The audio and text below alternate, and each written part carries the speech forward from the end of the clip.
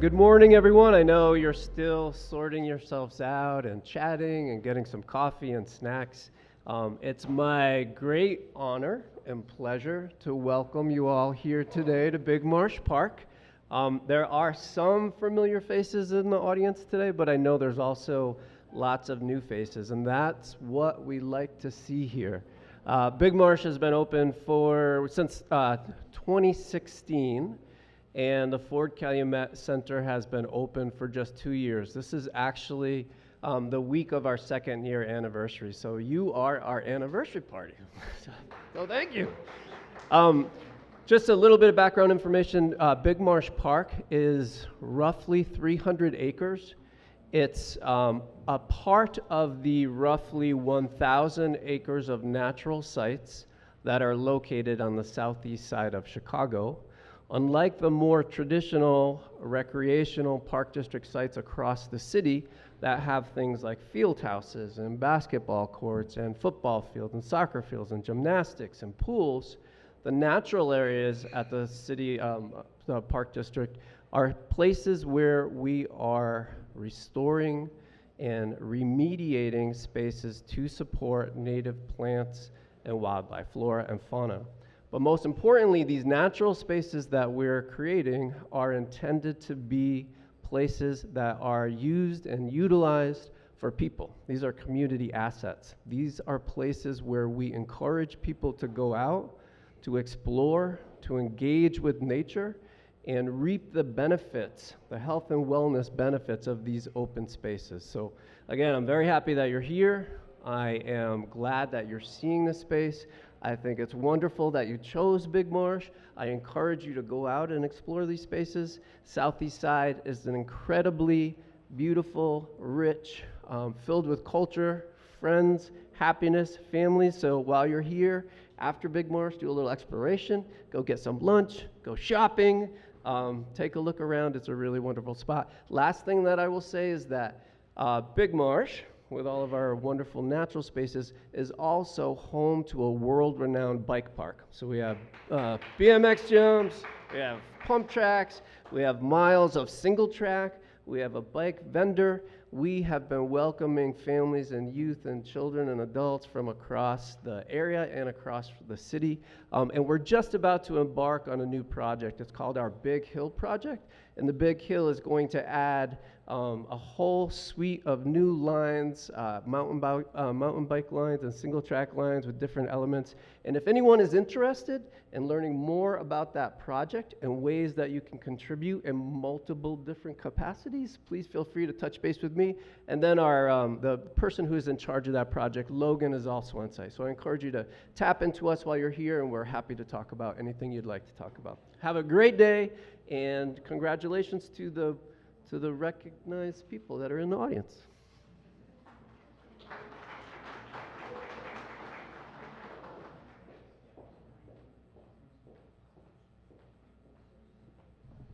Good morning, and thank you all for being here today. I am Theresa Flynn, Vice President of the Metropolitan Water Reclamation District of Greater Chicago's Board of Commissioners. I am so pleased to welcome you to our 11th Annual Sustainability Summit. This is a gathering to fostering awareness and actions towards a more sustainable future. We aim to inspire change and foster solutions to improve the quality of life for residents for all of Cook County. I'd like to start the program by first introducing my colleagues on the MWRD Board of Commissioners. President Carrie Steele, unfortunately, can't be here today. She's representing the agency in Denmark. We also have Chairman Finance Marcelino Garcia, Commissioners Precious Brady Davis, Commissioner Yumika Brown, Commissioner Cam Davis, and 3 of my commissioners are here. Commissioner Dan Pogorzelski, where are you, Dan? If you'd stand. Commissioner Eira Corral Sepúlveda, right over here. And the longest standing commissioner, Mariyana Spyropoulos. Here you go. I'd also like to make mention of our executive director, Brian Perkovich. He is responsible for the day-to-day operations of running this fine agency. We have other special guests here today. We created the Calumet Partnership Council last year, and members have spent the first year of their 2-year commitment learning how the MWRD works and how we mitigate flooding and how they themselves can incorporate flood mitigation and practices in their communities. So if you're a member of the Calumet Partnership Council, please stand. I'd like to recognize how many people are here today, and thank you for your time and commitment. Thank you. Thank you for your service. I would also like to thank the Chicago Park District for allowing us to use this beautiful space. I had no idea this existed, and this is almost in my own backyard. So for over a decade, we have proudly hosted this program. While the faces at the lectern may change, our unwavering commitment to a common goal remains steadfast: to offer a platform for discovering the sustainable resources offered by the MWRD and other stakeholders, fostering connections and facilitating a vibrant exchange of knowledge. Those of us here today share a common value: to protect the waterways and the environment. And by working together, we can reduce our carbon footprint and ensure a better world for future generations. We have a wonderful array of speakers here today, and they'll be happy to answer your questions. Save the tough ones for them. After the presentations, we will announce the winners of the Green Infrastructure and Stormwater Management Awards. I would also like to direct your attention to a pressing issue that has profoundly affected our communities. Recent flooding has left its mark, impacting hundreds of homes and businesses throughout our region. The scale of these events is significant and cannot be overlooked. And in September, more than 6 inches of rain inundated Calumet City, Burnham, and neighboring south suburban communities. And likewise in July, Chicago's west and south sides, along with Berwyn and Cicero, experienced a rainfall of up to 9 inches of rain in a very short period of time. The gravity of this situation was underscored by both our Governor Pritzker and our President Joe Biden, who declared Cook County a disaster area in the aftermath of these July storms. These events have exposed a critical vulnerability: the limited capacity of local sewers to cope with these intense rainfalls, and it is now more imperative than ever that we unite our efforts to collectively seek solutions to enhance the stormwater systems of Cook County local communities. Through the MWRD Stormwater Management Program, we have initiated partnerships with dozens of communities, collaborating on green spaces and other stormwater management initiatives aimed at mitigating flooding. We work closely with these communities through the watershed planning councils, and these councils provide a valuable platform for municipalities to access vital resources and information. So if your municipality representative has not participated, please encourage him or her to attend the quarterly meetings. They're very informative, and they're given by our staff, and well worth attending. Meeting locations and dates are readily available on the MWRD website. Now it is my pleasure to introduce our first speaker, someone with a wealth of expertise and insights into our efforts to combat flooding and bolster sustainability. Please join me in welcoming Joe Kratzer, MWRD's Managing Civil Engineer, the driving force behind our stormwater management program. Thank you.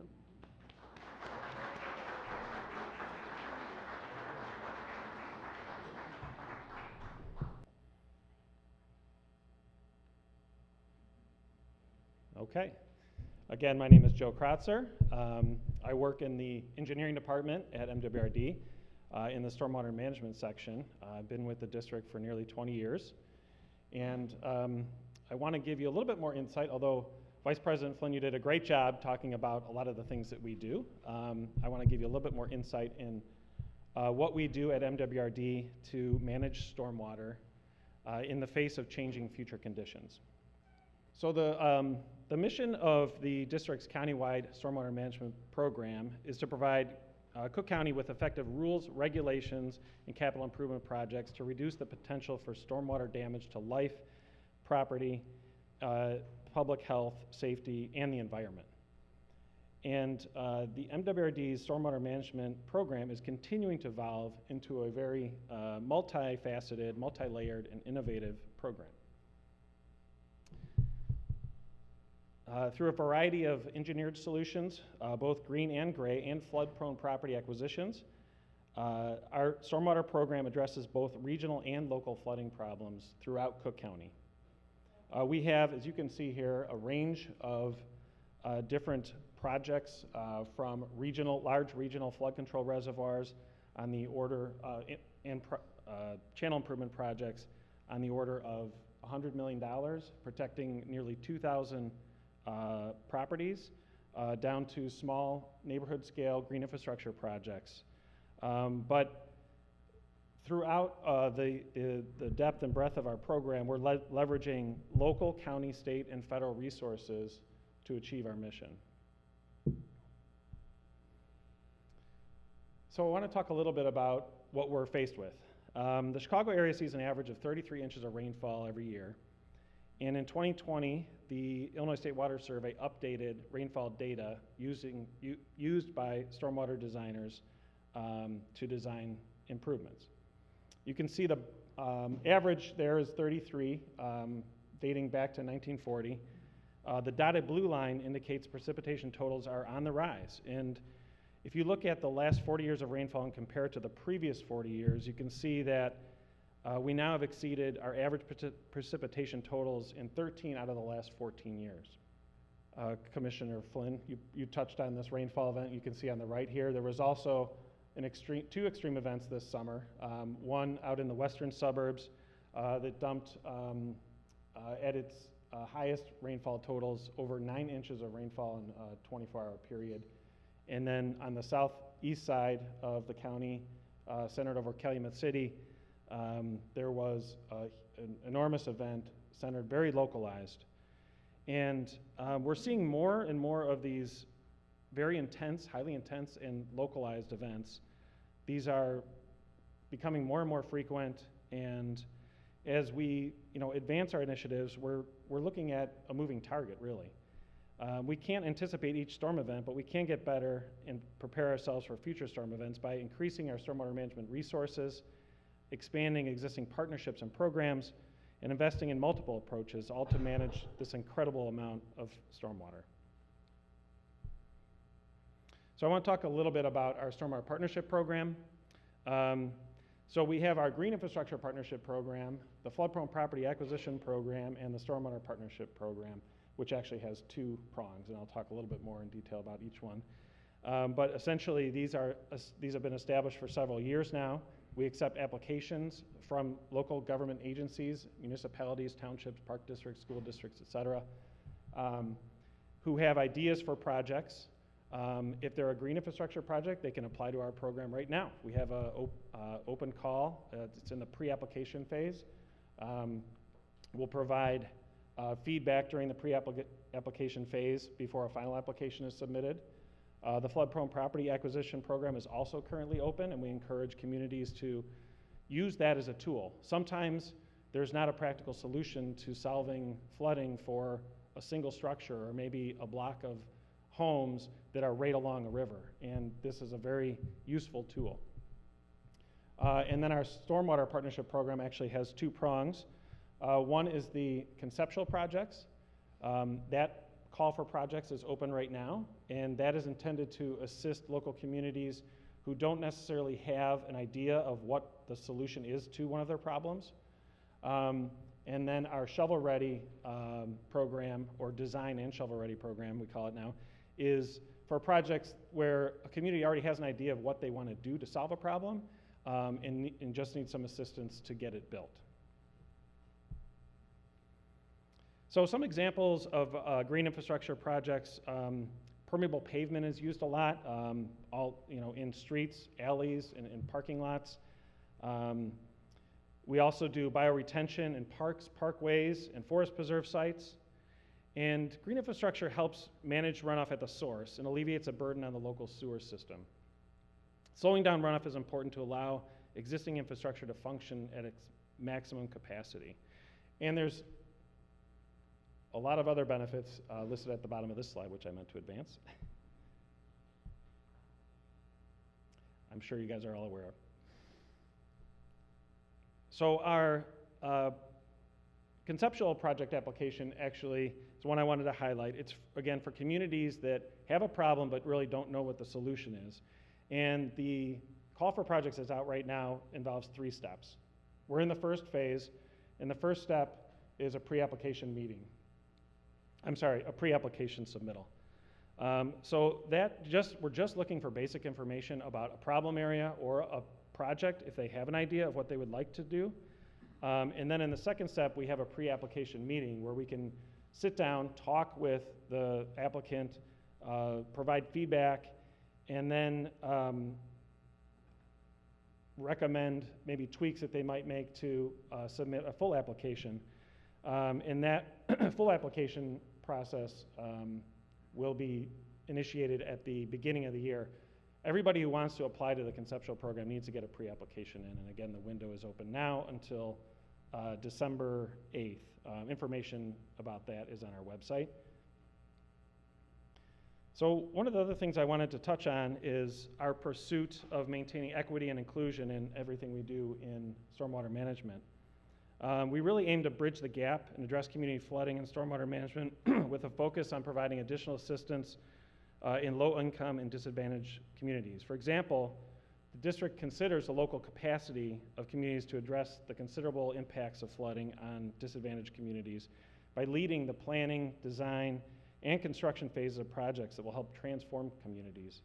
Like our project in Robbins, you can see on the bottom photo there.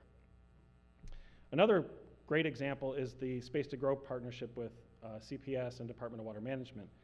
It demonstrates how we can improve educational opportunities while building resilient communities. Space to Grow prioritizes communities with the greatest need for opportunities for physical activity and green space. These projects also provide an important opportunity to educate the public about the importance of stormwater management and how everybody can play a role.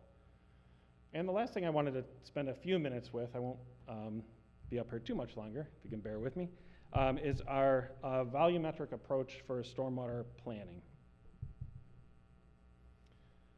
So you may have, if you were here last year, you may have heard a little bit about this, or if you've talked with our staff. We're very excited about this approach. It's an adaptive approach that allows us to kind of prioritize without having to do a snapshot in time of a plan. It's built off the premise of our watershed management ordinance, which estimates the amount of volume or detention needed for a redevelopment site, but we kind of applied this to the whole county, looking at where let's just say the whole county was redeveloped all at once using our current standards, this is how much detention storage you would need. As many of you know, the communities in Cook County were built up before stormwater regulations were really in place. The precursor to our WMO was established in 1973, and that was really one of the forerunners of stormwater management regulations. And our current watershed management ordinance, we think, is a great tool for us to use and estimate where storage is needed the most. So we've developed a series of countywide maps and stormwater data metrics to assist in planning, prioritization, and mitigation efforts, particularly focused on urban flooding. The maps and data will be hosted on an online GIS database to allow easy access to the information, which can be used to see where potential flood problem areas exist, identify opportunities for mitigation projects, and objectively prioritize areas for actionable next steps. Some of the benefits to the district include that, again, it's an adaptive approach. So as rainfall data changes, as things evolve in the environment, we can update the information in our GIS database. The tool can be used by the district and planning agencies to analyze specific areas with documented flooding problems and prioritize investments and outreach efforts along with other socioeconomic factors. And we can use it to track progress. Benefits to local municipalities who will have access to this information when it's rolled out include being able to prioritize local stormwater initiatives and investments such as capital projects, green infrastructure projects, and sewer maintenance. They can also use the tool to help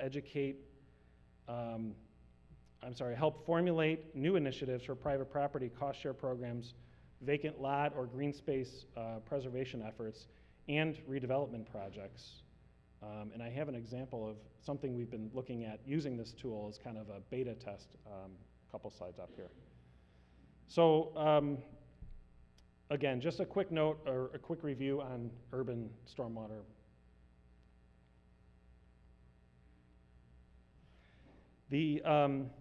As you know, when it rains, there's a lot of runoff in this area.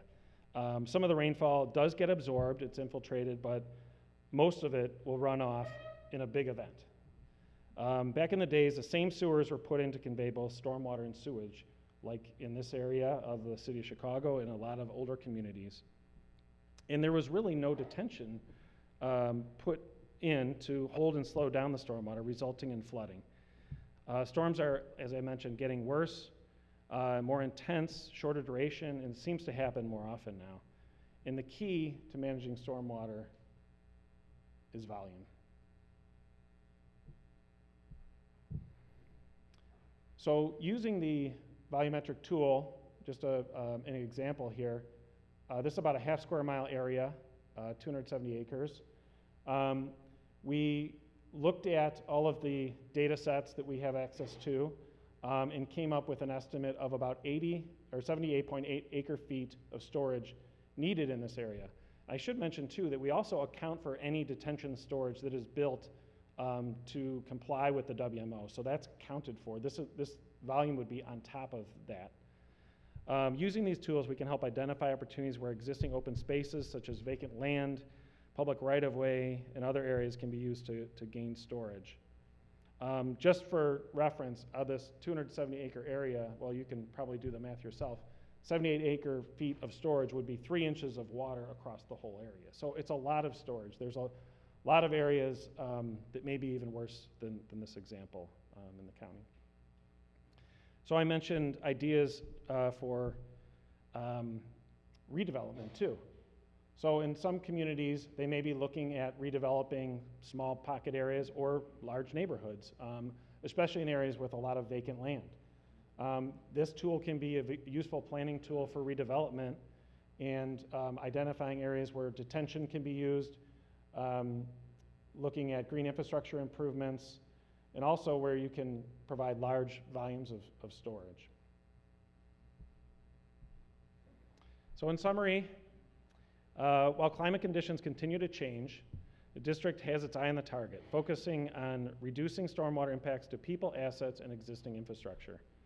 We do that by working with local communities to address flooding by getting to know the problems and identifying what everybody can do to help, leveraging every resource available, including funding and technical support from other regional, state, or federal agencies, and partnering with other agencies who share similar missions to protect the environment, to stretch our collective resources even further. In closing, we're committed to adapting to climate change and providing equitable services to our communities in a way that can benefit everyone the most. Good morning, everyone. I'm Mariyana Spyropoulos, one of the commissioners on the board, but a huge thank you to our staff who do the day-to-day operations and make this agency what it is. Thank you, Joe, for your great presentation. The MWRD prides itself as an environmental leader, keeping the Chicago region and its water environment safe and secure for the future. But climate change threatens to disrupt the way we deliver these essential services. Rising temperatures and increasing concerns for flooding have significant consequences on the work of the MWRD. To address these challenges and meet the MWRD's mission and principles laid out by our strategic plan, the MWRD strives to address climate change through various ways, beginning by mitigating our greenhouse gas emissions. After 4 years of interdepartmental task force research and collaboration, interaction between MWRD commissioners and staff, evolving international methodologies for GHG inventories, and an informative public comment period and multiple drafts, the MWRD released a highly ambitious climate action plan adopted by the Board of Commissioners earlier this year. This plan presents a roadmap that helps illustrate how the MWRD will take the various steps to lower its carbon footprint over the first half of the 21st century. here to give us the update on the MWRD's Climate Action Plan is Principal Environmental Scientist, Dr. Kuldip Kumar. Welcome, Kuldip.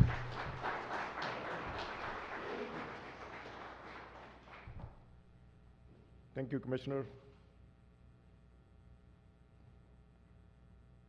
Did I do something wrong? Oops. All right. Good morning, everybody, and so glad that you could come here today for our Sustainability Summit 2023. 2023 has been a very great year for MWRD as a whole. We have many, many accomplishments in our research and innovation ecosystem.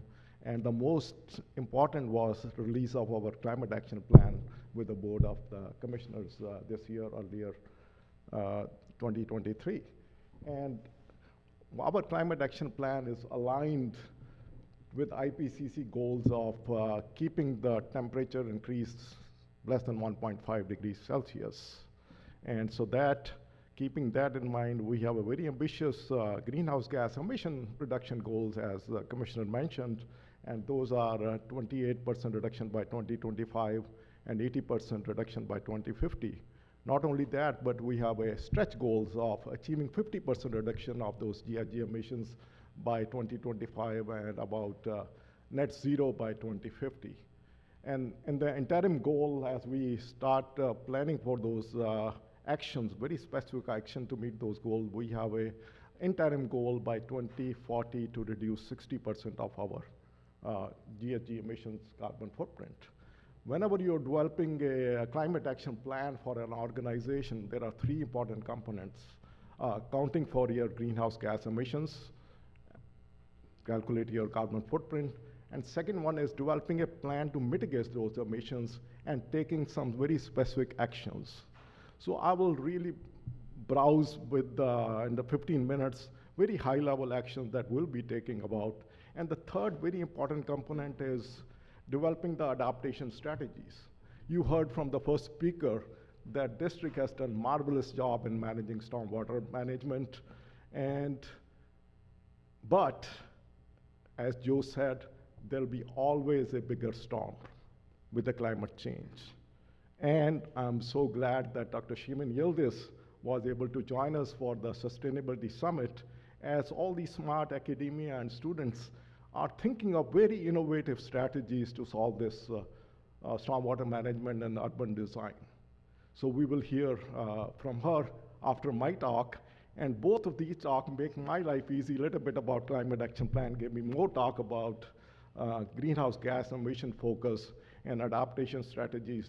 Joe also already provided you the information, and the innovative ideas you will hear after this talk. It was last week, we already think we will be able to meet this limit, keeping the temperature increase less than 1.5 degrees, but all the recent research and data and trends is showing that we will be exceeding the limit within this decade. It's all prediction between 2027 and 2029, we will be exceeding 1.5 degrees Celsius. So why I'm focusing it? The reason is that adaptation is going to be much more important because these things are already here. Climate change is already here. We are seeing all those adverse effects we saw in July and September in our region. So in terms of adaptation, we know that flooding is going to be a bigger issue. Heat island, and during summer, drought is going to be bigger issues. And the district is already working on those issues, and hopefully with innovative ideas of future BMPs, we will be able to deal with this in our region. Whenever you are talking about greenhouse gas emissions, so this is a very simple diagram to explain what are the different greenhouse gas emission scopes. US EPA divides those emissions into scope 1, 2, and 3. Scope 1 are normally the direct emissions from MWRD or any organization's operation. We do wastewater treatment and management of stormwater. We do a lot of pumping. We use a lot of oxygen and air in the blowers. And there are inherently wastewater treatment is a very energy intensive process, and to treat the wastewater, we have to treat the nutrients, and some of the nutrients are converted to very potent greenhouse gases as a process. So those are our scope 1 emissions within the MWRD 7 treatment plants, pumping stations, facilities, our offices. And the scope 2 emissions are, we need energy, especially electricity, to treat the wastewater and pumping and aeration process. So we need a lot of electricity. So scope 2 emissions are indirect emissions due to our energy usage. Scope 3 emissions, which are outside the boundary of Metro Water Reclamation District, those are supply chain emissions. For this cycle of climate action plan, as most of the utilities, water utilities right now are focusing on scope 1 and scope 2 emissions. So our current climate action plan only adds the scope 1, scope 2 emissions. And also there are sink due to trees sequestering carbon, and we have some forest land in the Fulton County, so they sequester almost 5,000 metric tons of CO2 every year, so we account for those emissions in our carbon footprint. So this is, when we started looking at it, we looked at each of the process from wastewater pumping to treatment to sludge management in terms of where and what kind of CO2 or greenhouse gas emissions are. We account for CO2, methane, and nitrous oxide. Those are the relevant greenhouse gases emissions. Throughout our treatment processes, again, which kind of emissions are being accounted on our carbon footprint. Right now, we are not measuring those emissions. These are estimated by some factors which are given by IPCC or US EPA. So we are using those factors. Those factors seem very simplistic, and those are okay for accounting for national level emissions. For example, calculations for each emissions for our fleet services, for example, gasoline using emissions, how much gallons of fuel we use annually, multiply that emission factor, we can estimate the emissions. Those are very simplistic and very accurate. But when we are talking about wastewater treatment, those factors are not very applicable. Those are not very accurate. So for current climate action plan, we updated our calculation methodology to 2019 refinement. That is the latest of IPCC guidelines. And by using that just guideline, that factor, we saw that our carbon footprint increased by about 30-40% or even higher because of they changed the nitrous oxide emission with a potent greenhouse gas from a lower factor to a very high number. So that resulted in very high emission factors. So you can see that when you are using those international guidelines and factors, the uncertainty of greenhouse gas emissions when you're accounting for your footprint is very, very high. And that's what we saw in our greenhouse gas emission in the wastewater treatment processes. We did some desktop modeling, and we saw that we may be overestimating our nitrous oxide and methane emissions very, very significantly.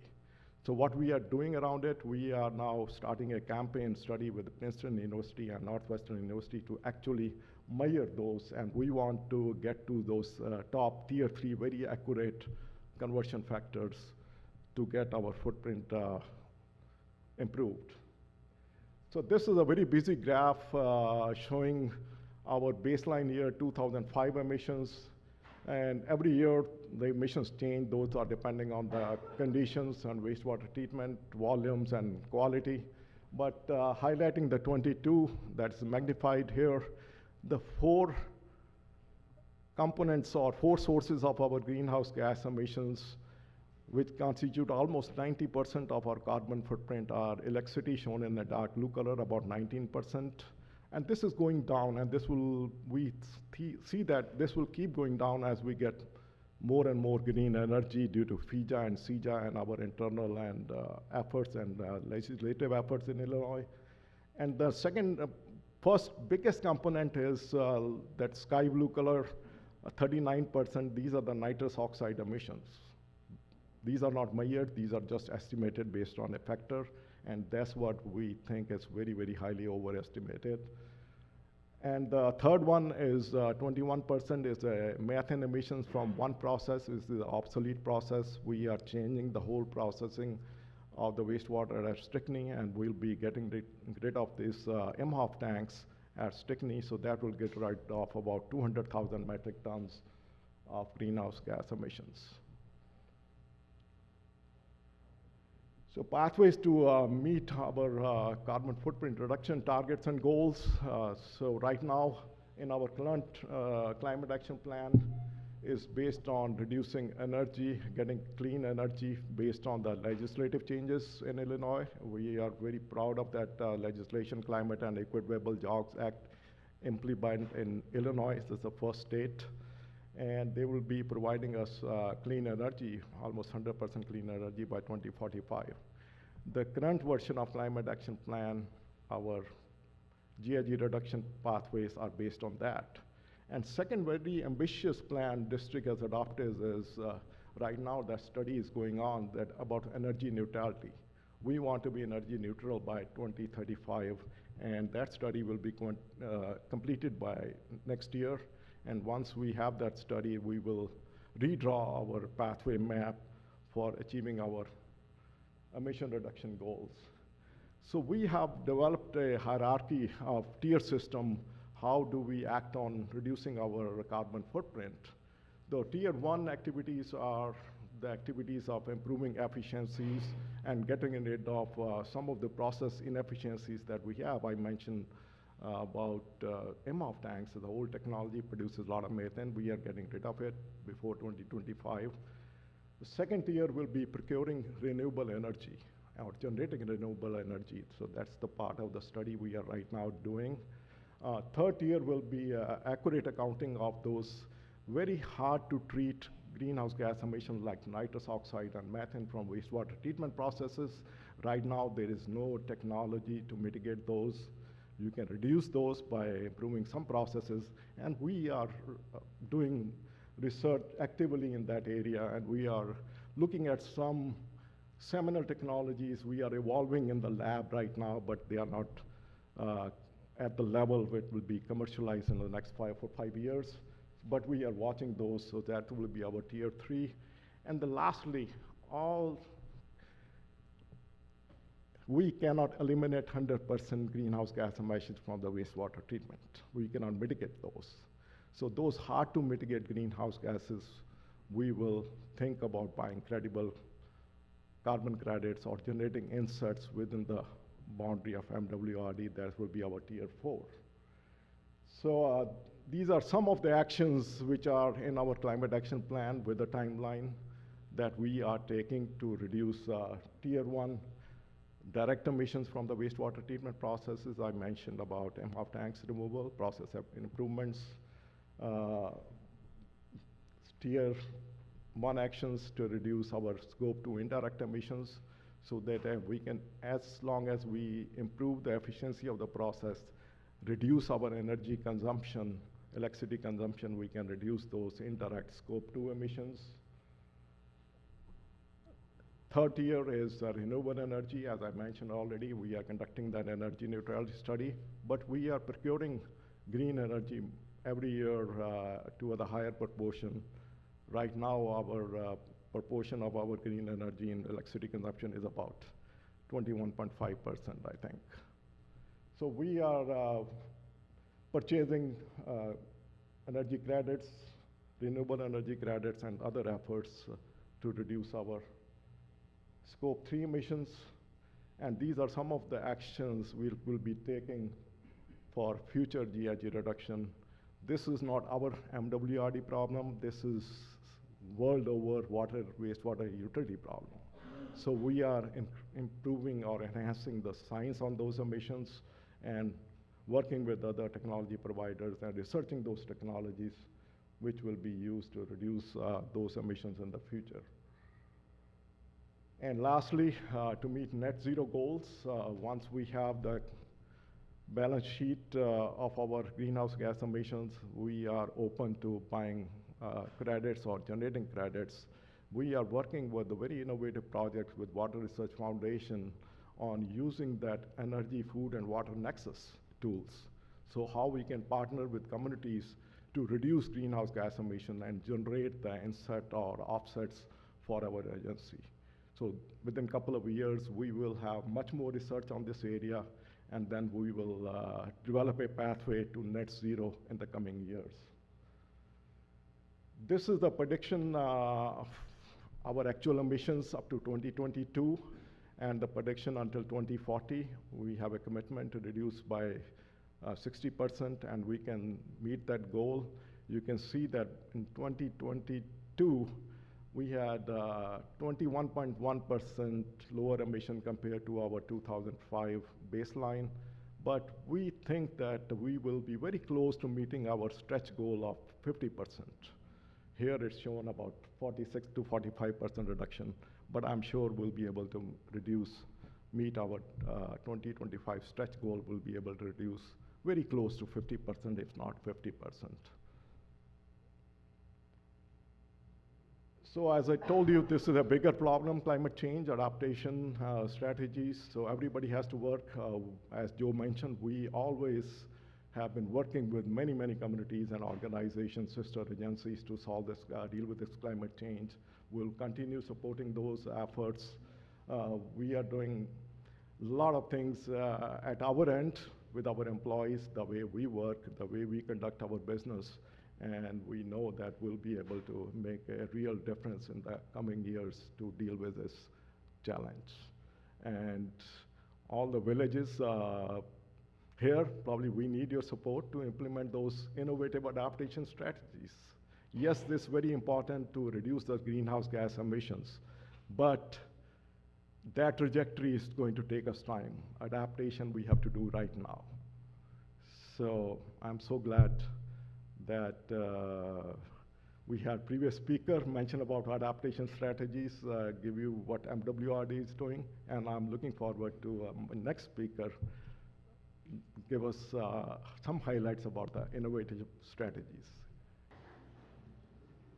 Good morning. I'm Commissioner Eira Corral Sepúlveda, and thank you so much, Kuldip.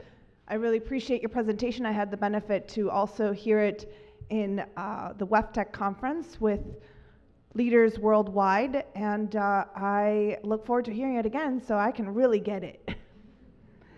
We now have a special guest, Dr. Şevin Yildiz, Assistant Professor of College of Urban Planning and Public Affairs at the University of Illinois, Chicago.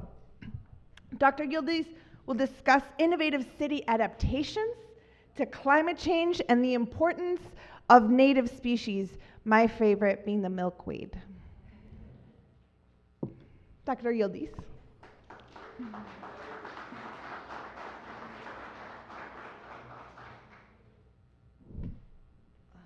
Going to keep time so I don't go over time. Well, thank you everyone. Thank you for inviting me to this beautiful summit. It's a joy to be here. I'm saying that before I dampen your mood with all my statistics. So it's a great joy to be here, and I also admiringly follow MWRD's commitment to climate change. It's not an easy task. And we tend to expect everything from our public agencies, and as the gentleman was earlier saying, we have all parts to fill in with this private sector. And here today I'm going to talk about planners and how we can contribute to these climate discussions with our knowledge production, how we shape our cities, and we are the containers that all these climate changes is happening in. So we cannot stay the same. So in our work at UIC, and also with our work with our planners, young planners, we're trying to challenge the paradigms of thinking about how cities are built. And as Kuldip was earlier saying, we're past beyond the 1.5 Celsius degree now.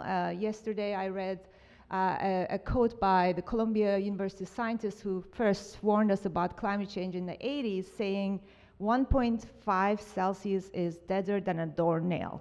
And it is very scary, because to give you a kind of a scope of what's the difference between 1.5 to 2, in 1.5 degree of warming, we will have 40% more wildfires.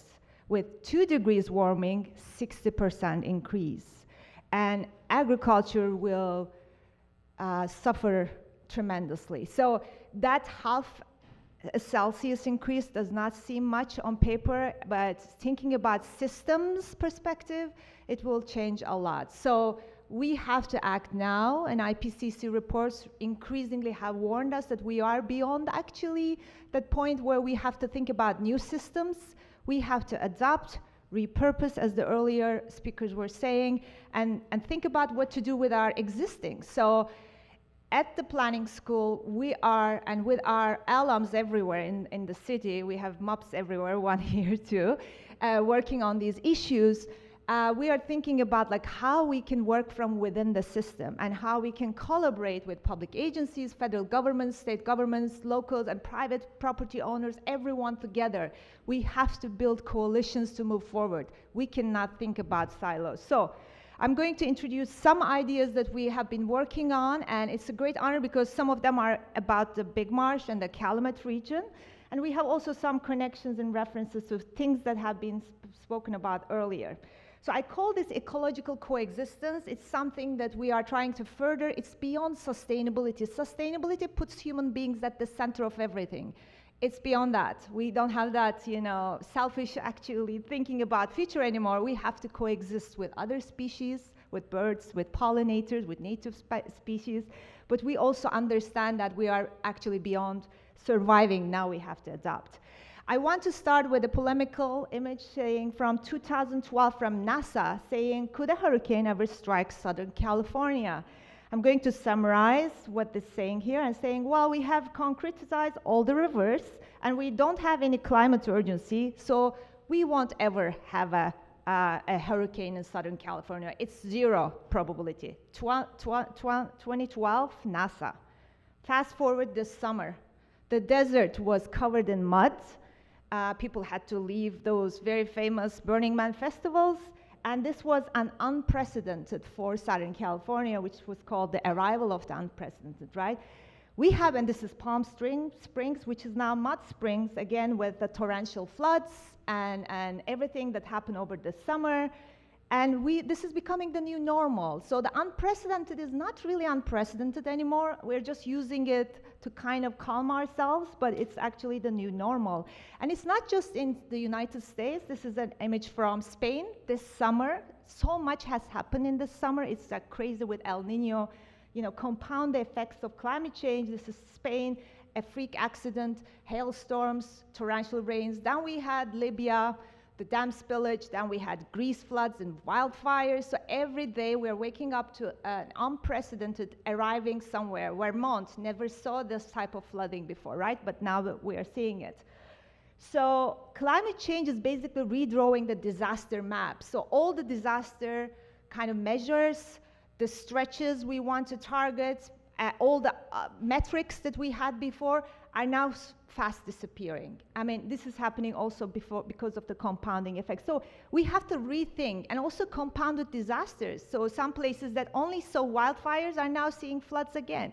So compounded disasters and how they can have cumulative effect on environments is a more complex problem that we are thinking now.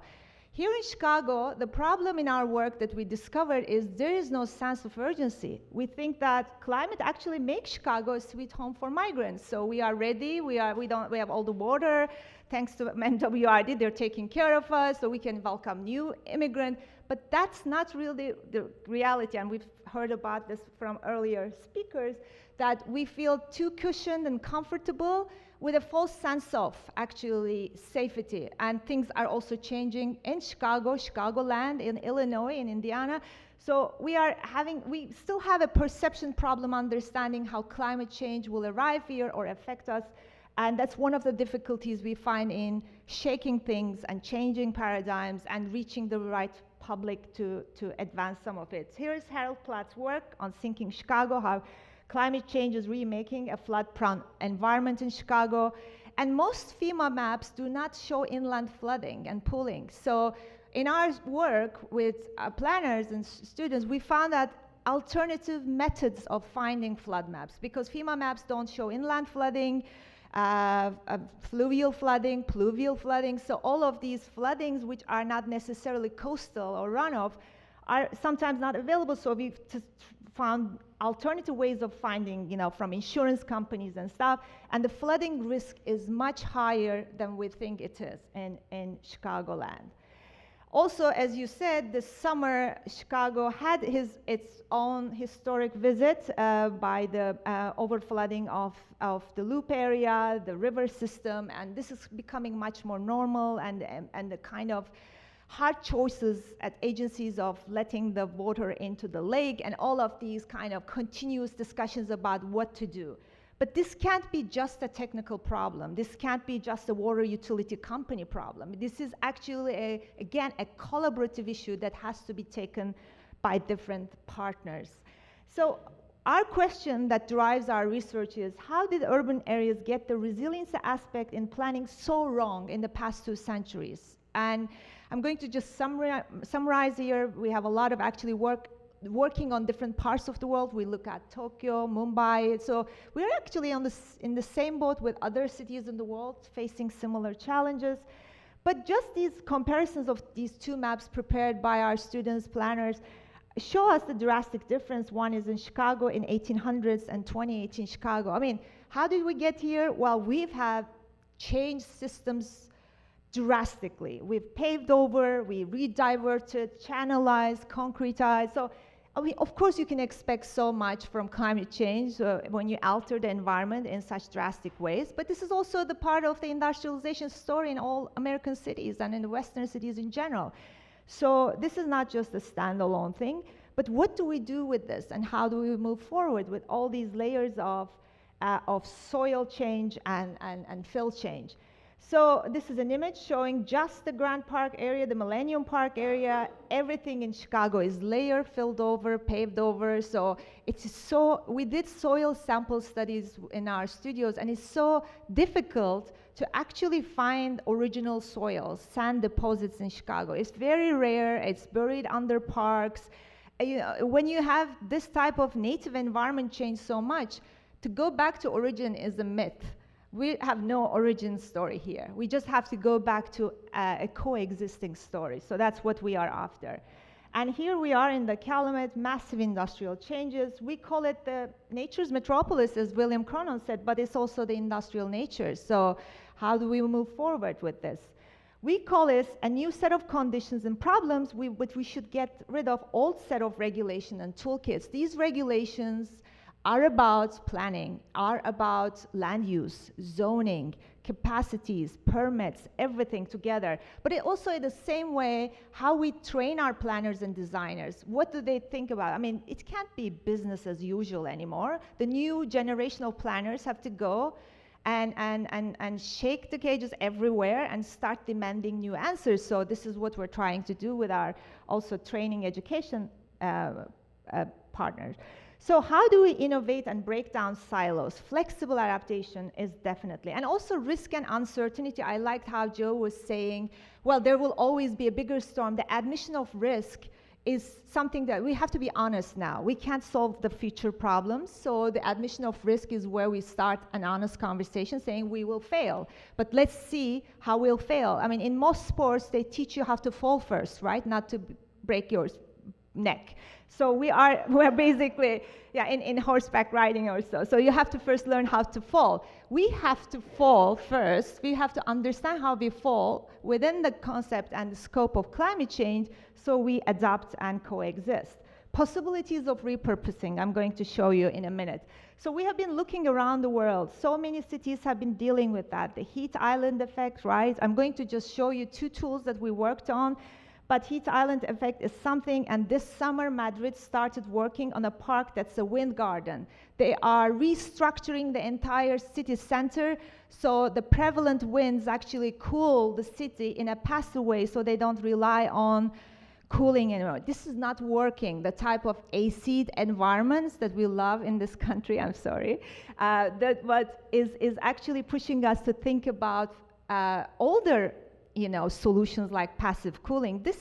We're not reinventing the wheel. The solutions are there, vernacular knowledge is there. We're just trying to adapt them back into our so-called modern cities. So a city like Madrid is seriously giving a thought about how we can vacate the central city to create a wind garden. Similarly, Singapore is doing wind district planning. So here are some of our students. We are in the Big Marsh. Here we are in the MWRD stations. We are kind of common visitors in this area. We worked on 2 projects, so I'm going to highlight 2. One, we worked on several things, but today I'm going to show you 2. Cloudburst planning, which is very much in line with what Kuldip was earlier showing, and green roof master planning. One thing I really like about Joe's presentation too is we have to think about master planning in a thematic way. So we can't just do comprehensive and master plans anymore. They have to serve a purpose, like stormwater management master planning, wind master planning, green roof master planning. They cannot be done on a small scale in isolation. We start thinking about them as networked attempts to bring new systems to these. So I like that idea, that continuity between actually partners in language. So we did a plan which won an award by APA Illinois this September, which is called Chicago's New Nature. I'm going to show you only 2 parts of this plan, but it's basically this area of the Calumet region and how we brought new toolkits to think about climate adaptation, especially in this part of the city, which bears the heavy burden of climate. And we have a huge separation between South and North in Chicago in terms of environmental burdens as well. So this is a justice issue on top of it.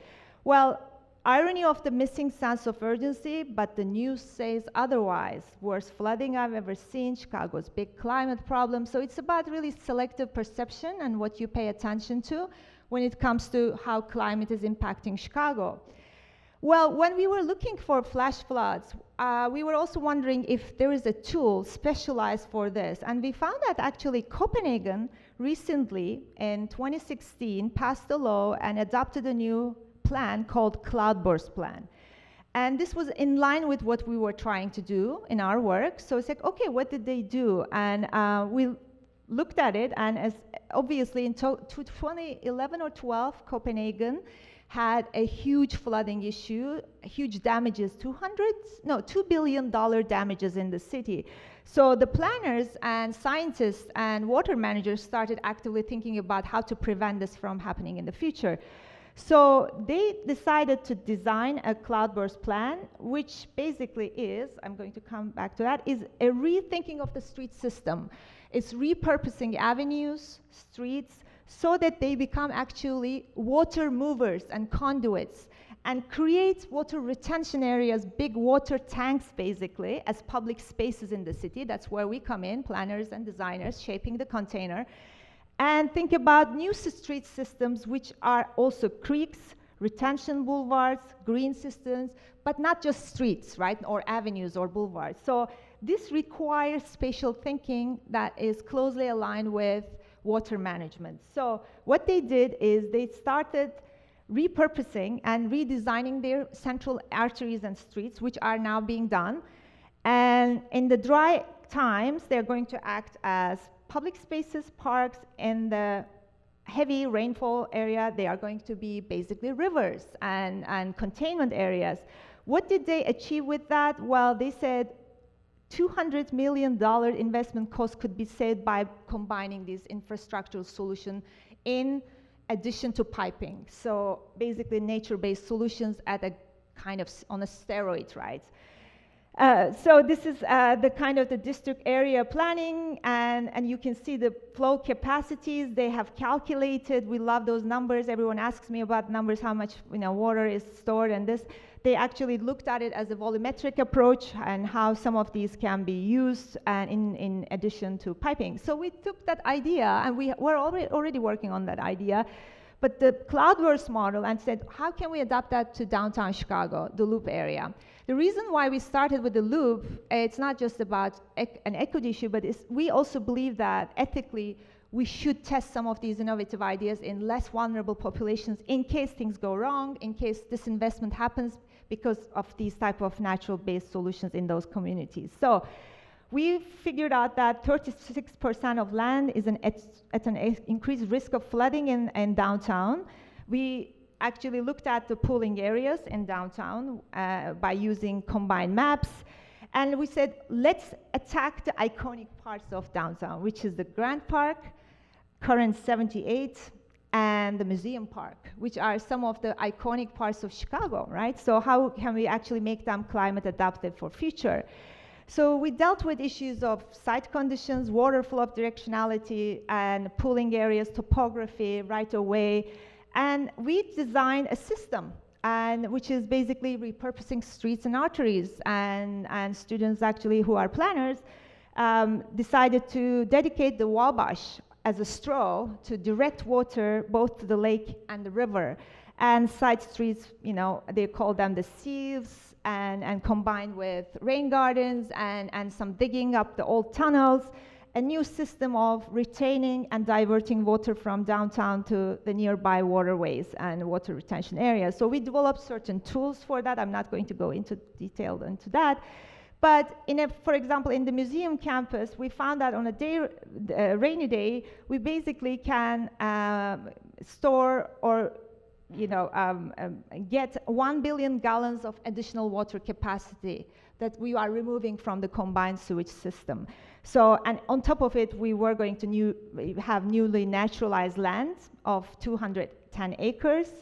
We looked at the cross sections of these retention areas, and one shocking fact is Grand Park, although it seems very green, when you look at the soil composition, it's like concrete. It doesn't get any water down. We actually looked at soil samples. So we have to start thinking about native plants, which plants would actually break some of the blue clay with their roots so we can see more permeable soils as well. Again, all working in systems with science, with material science, with plant science. And together with these three sites, we found that we could actually save 2 billion gallons of new water storage, more than 400 acres of land for native species, and an additional natural capacity on top of TARP tunnels. So we are basically helping MWRD and partnering for that. And on top of it, 1,000 birds saved, which will come into very soon. So the second part of our climate strategy is rewilding and native plants. And rewilding is a very critical component. We might think it's about, saving animals and caring for animals, but they are a big component of climate change. This is from London, a report just saying like how animals actually mitigate climate change effects. So we already have them roaming around, but how do we incorporate them into a solution? And also invasive plants were the culprit behind the Maui fires this summer. Hawaii was not supposed to burn with the moisture, but the invasive plants that took over from the native species actually caused the big wildfire. So everything is connected in visible ways. So with our plan, we suggested that let's do a Chicago bird flyway adaptation. So we already know we are in the avian pathway.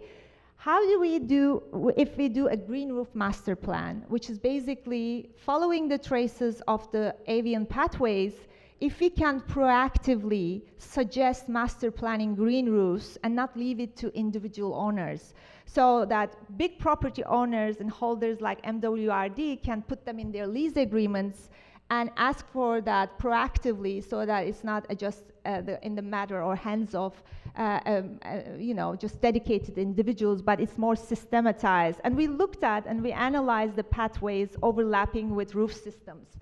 And as a solution, we thought like 14,000 acres of roofs reimagined as green roofs. We did a detailed study on which roofs are actually convenient for this conversion, and 50 miles of connected green roofs forming an aerial green network with additional impacts on clearing the air and forests in the air. So we worked on different types of green roofs. They are not all the same. Some of them actually don't do much for the environment. So it's also being more proactive and educated about what green roofs are. Here are some images, as you can see, and how they can turn with all these, greening other initiatives that we took. I'm not showing those like trails and reimagine infrastructural corridors, but they together form a green roof with the green roof master plan, a new corridor. So basically, these are tools that can work on existing landscapes. They require coalition, they require commitment from the city, they require commitment from leasers, but together they can actually turn what we have already into a more manageable, more sustainable, and less maybe failing systems.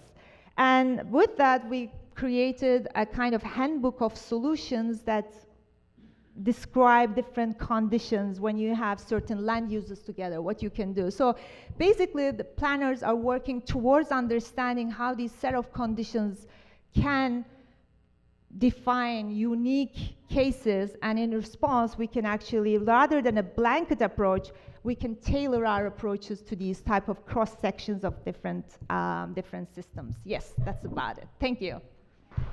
I really appreciate how you help us imagine what we can do. Now it's up to us as elected officials to put the imagination into policy, right? I would like to now introduce Dr. Theresa Johnston. She is the MWRD Senior Environmental Soil Scientist, who will discuss the Chicago Audubon Society effort to conserve bird habitats and develop a synergy between maintaining land in a way that helps birds and improves climate resiliency. Dr. Johnston is a soil scientist, which I think is just freaking awesome, with an interest in adding carbon to our soil to mitigate climate change and reduce the impacts of contaminants upon humans and ecosystem health. I've had the benefit of visiting some of her sites and just seeing the really great work that is being done. Welcome, Dr. Johnston.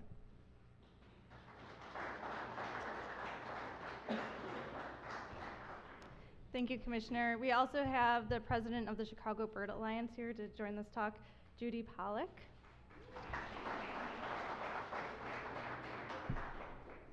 Raise your hand if you've seen a bald eagle in the wild. Okay, look around. Now keep your hand up if you've seen a bald eagle in the wild in the Chicago area. Look around again. 20 years ago, there would have been no hands in the air. Due to passionate people and organizations such as the Chicago Bird Alliance, changes in legislation, we were able to bring back bald eagles and many other species from the brink of extinction. This gives us a little hope with what both Dr. Kumar and Dr. Yildiz have just discussed, because we have seen that environmental change can happen when we have the energy to do it.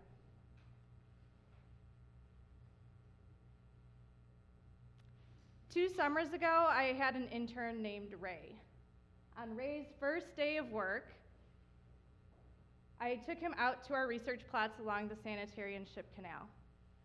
As we drove over there, I told him, sometimes we can see bald eagles out there, and he got pretty excited. While we were out there discussing the research project, I looked up and I pointed and I said, Ray, look up, there's a bald eagle. He got so excited, he pulled his phone out, started taking pictures, texting people. His eyes were like saucers. He couldn't get over it. After we discussed the research project, I got him back in the car and we went to see our drying beds. I wanted him to see how biosolids were made, which is what we were studying. I said, Ray, look, there's another bald eagle flying over the drying beds. Ray was so excited, he couldn't contain himself. And he said, I've never seen a bald eagle in my entire life, and I saw two on my first day of work. This is the best job ever.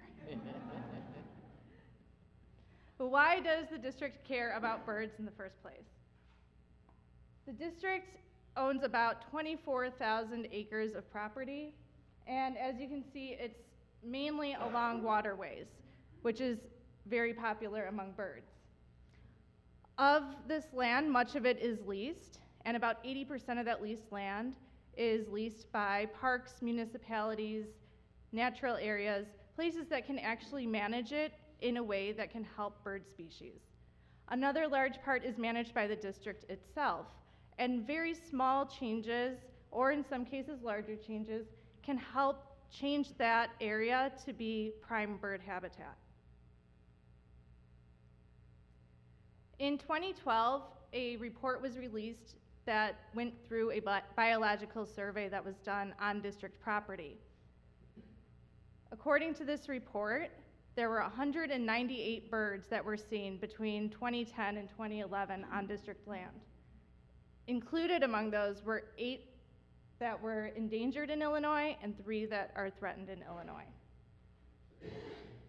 These birds fill many different guilds, and those guilds are filling roles that provide many different ecological services, including things such as dispersing native seeds, helping to pollinate different plants such as natives that Commissioner Corral Sepúlveda loves the milkweed.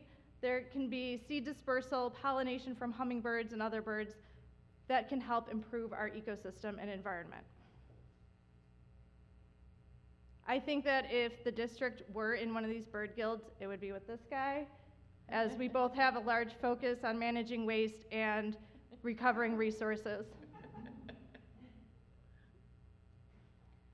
Regardless of if you're focused on the need for the impacts of birds on our ecosystem, or if you see it through Ray's eyes and just see birds as something to uplift your soul, we feel that it's important to manage habitat for birds, and therefore we've been working with the Chicago Bird Alliance on a report this year to help improve habitat on district lands. And Judy has more information on that, as well as a lot more details on the birds on district lands. Oh, thank you, Theresa. It's really been wonderful working with the Reclamation District, I have to say. And I think you get a little bit of an optimistic view if you hear from me and other bird conservationists in the Chicago region. The Bird Conservation Network did a survey recently and found that some of our birds are declining, some of them are increasing, but even the ones that are declining slower here than they are in the rest of the state. And I think that's because of the good cooperation between the public land agencies like the Forest Preserves, the Park District, and now the Water Reclamation District. The good cooperation between those agencies and local bird conservationists. There's always been a good dialogue and a lot of creative ideas and a lot of progress.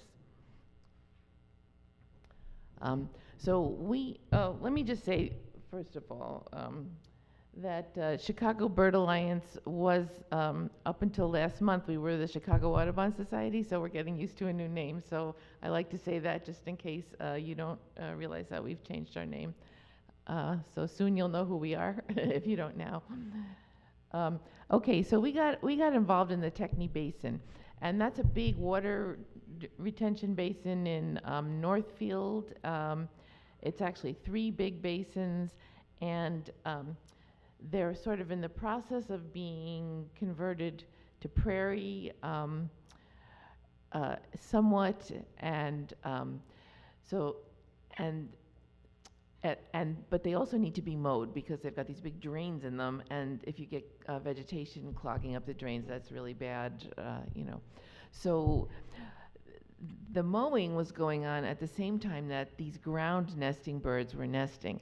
And we have very few ground nesting birds in our more developed areas because they require hundreds and hundreds of acres. Well, they had those hundreds of acres here, but there was this problem with the mowing, which, as you could imagine, just crunches up the baby birds' eggs, etc.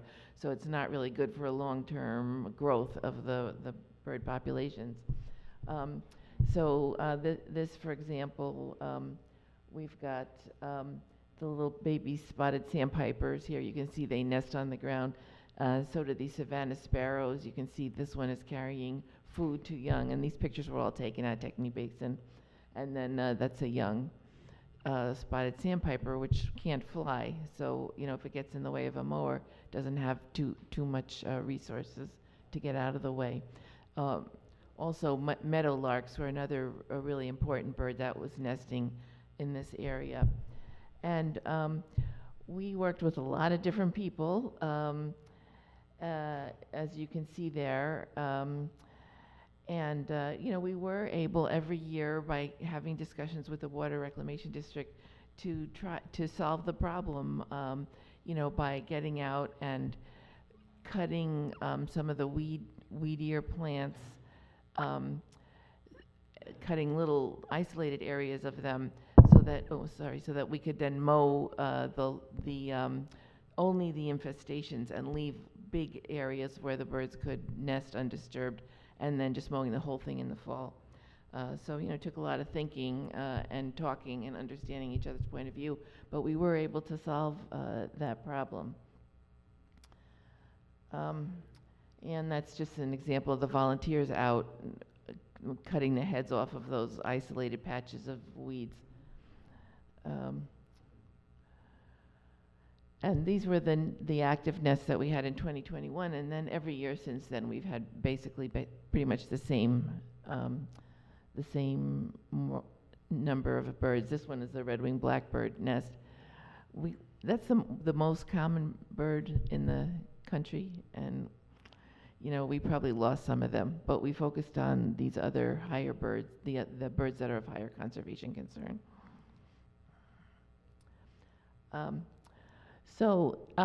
Then, as Theresa mentioned, we decided to think more broadly about the Water Reclamation District, because the Water Reclamation District owns a ton of land. I don't know, they may be the second biggest landowner in the county, something like that.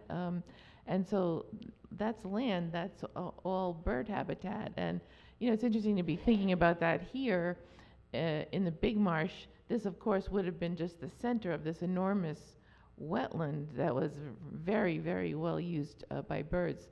And the habitat has changed, but the birds are just coming back every year and, you know, adapting to the changed circumstances.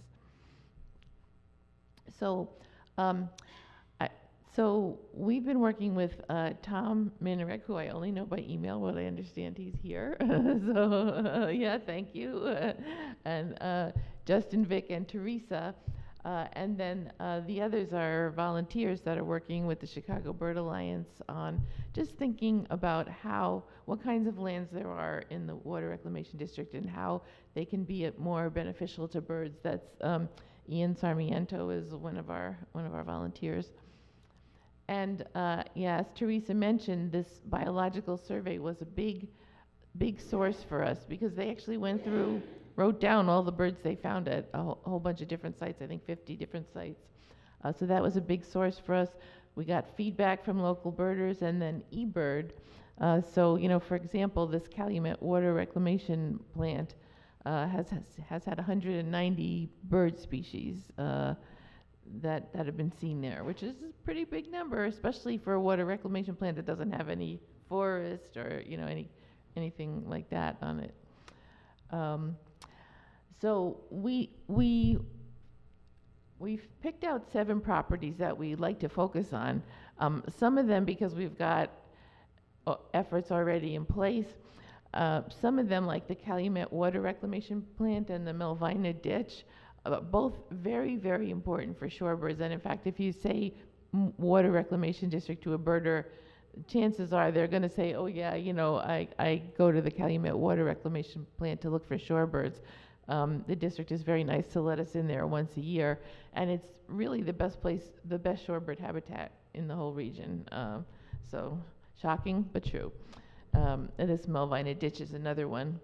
And then some of these other ones we would really like to do some monitoring on, and we're working with the district about trying to get that set up for next year so that we can figure out where are the most important birds and whether there's anything we can do to help them. So, okay, we talked about grassland a little bit with the Techni plant, and I think any of those other big water detention plants have the potential to have these grassland birds. Grassland birds are the fastest declining group of birds in the country, and so any place where they are, we really want to try to help them to survive, and the district does have some habitat for them. Shrubland is like a grassy area that has shrubs in it, and that has some interesting birds too. The willow flycatcher, eastern kingbird and field sparrow. And so what I'm going to do now is just very quickly kind of breeze through the recommendations from the report in progress. And, you know, we hope to put that report out pretty soon, and then you'll be able to get it and read it. But what we did was we just looked at what are the important groups of birds on district land and how will we manage for them. So shrubland birds are, you know, another important group. Migratory shorebirds, as I said, and just by the way, these are only what are officially listed as birds of concern. So these are birds whose populations are declining and who really need some management help and attention in order to help them survive. You know, we haven't put the birds that are doing well on this list, but these are just declining birds that are using district lands either for migration or for nesting. So again, migratory shorebirds, a huge list right there, and they're using a few of the district lands. And we have one recommendation, but we think maybe if we were to work with some shorebird biologists, we'd come up with some other good recommendations as well. The shorebirds really like, they like the settling ponds.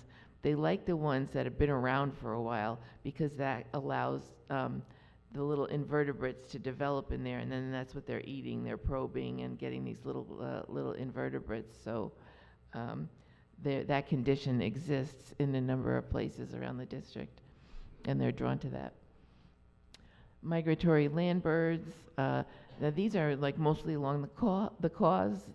So you know the waterways are lined by vegetation. Sometimes it's invasive, sometimes it's native, but the main thing is that woody vegetation along the waterways, super important for all of these migratory birds. And we are seeing some restorations that are taking the vegetation out and replacing it with prairie plants. That's great in most places, but it's really not good along the waterways because waterways are very, very important for migrating birds. We've got these wading and water birds. Again, you find them in the cause a lot. It's a big wintering area for a lot of important waterfowl that come through the area. And then we've got cavity nesting birds, so maintaining dead trees wherever possible.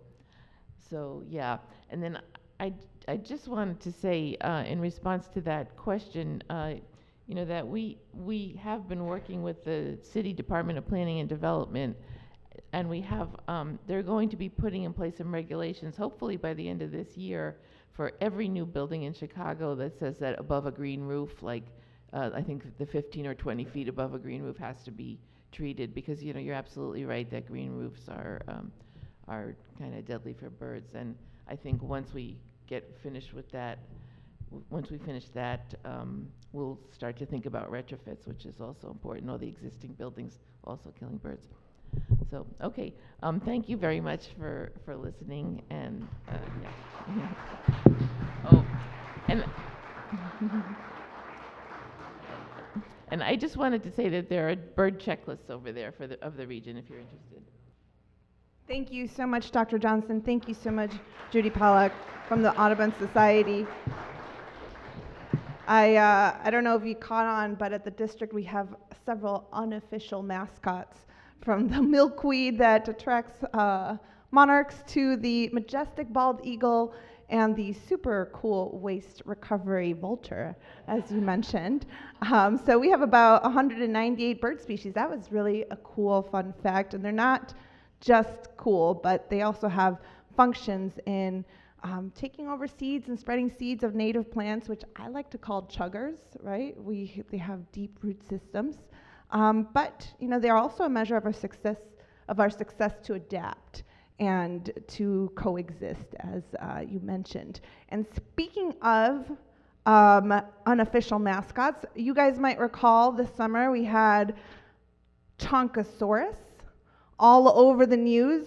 So we were really excited to see him and put him up on our Facebooks and you know, get people excited about this amazing, amazing turtle. And we think our staff monitoring the waterways may have spotted chonk. So here to talk about that and water quality improvements in the Chicago area waterways is Tom Minarik. MWRD Principal Environmental Scientist. Good morning, everybody. Thank you for being here. Thank you for that introduction.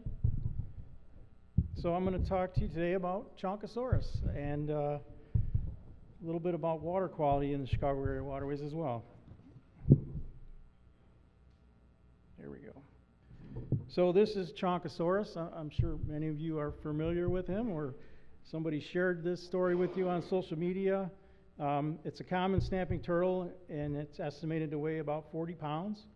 You can see him perched here on some old rotted pilings and some heavy-duty chain, looking pretty buff. He's eating very well, obviously. The photo comes from a cell phone video that was shared on YouTube. This was in sometime in early May of 2023, and the video was taken along the North Branch Chicago River near Division Street in Goose Island. And it was taken by Joey Santor, who he was the one that created this nickname Chonkosaurus, and his friend Al Scorch, and they were out kayaking. They actually have their own podcast, and they were documenting plant and wildlife when they came upon this turtle. The video is a striking video. It went viral on social media, and many news outlets quickly picked it up. If you haven't seen it, you might want to check it out. It's not hard to find. Just Google Chonkosaurus. But beware, because it's a very colorful video, and some of the language might not be appropriate for kids. So here are some of the headlines from some of the various news outlets that I found. Again, this went viral. It went from coast to coast. It was picked up by the AP, international outlets like the BBC, Euronews, and even Japan had a story on it, and then the National Geographic report on it also. So Chonkosaurus quickly became a celebrity, and really there was a lot of people were amazed at the size of the turtle, but much of the amazement was that our Chicago area waterways were healthy enough to support a turtle like this. So our public affairs staff, had asked me, like, are you surprised by this? You guys are on the waterways, and are you surprised to see a turtle? And I had to say, well, no, I'm not, because our crew, we see turtles quite often on the waterways, so it wasn't that big of a surprise, but the size of Chonk was definitely impressive.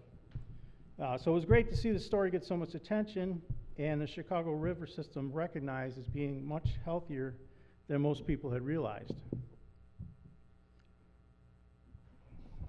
So as I mentioned, we do often see turtles, and I just grabbed a few pictures of some snapping turtles that we've come across over the years. This photo on the lower left is a common snapping turtle that we saw on the bank of the North Branch Chicago River near Lawrence Avenue. This was back in 2015. The photo in the center is a snapping turtle that got caught up in one of our mini fyke nets. It's a tool we use to collect fish. This was in Bubbly Creek, and this was back in 2013.